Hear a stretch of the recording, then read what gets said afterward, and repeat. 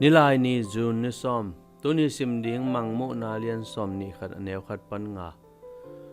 chului sate mai mangkin ta hi mangmu na som ni khat neu li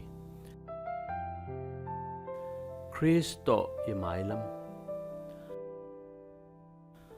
Switzerland gam zin ding pen kapain anun tak sung ton tungalunggul den thu khada hi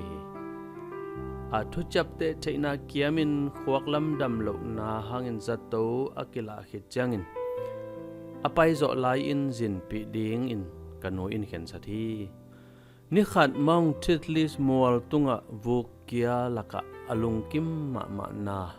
na pa mai tang kamu khak changin asun mang tang tung ta hi chen ka che hi hiteng koimun hi zela le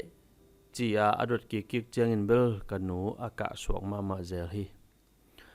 Switzerland gama khwal zin a hi lam kapana phok lo zel hangin kanun napa nuam asang ma kamu changin khwal jin tang ma e che hi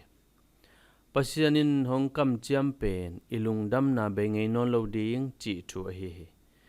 Jesu iup na hangin mo na le si na pan iswa tang na mun van thak le lei thak alamente hi hi ke ching lei tung thaka pasianin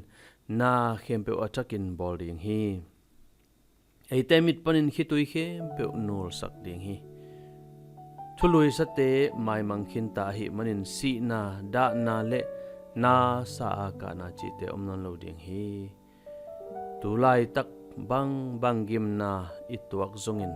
tom ve sung be ka hi abei sa thu te ki cham te non lo dinga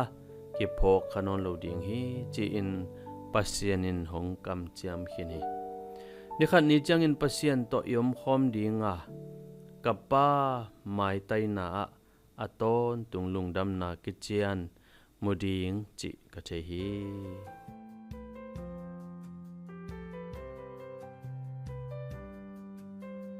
mai lam na ten na ding mun na ngai sut na in bang lamet na honggon hiam bang nga ding in nakilamen hiam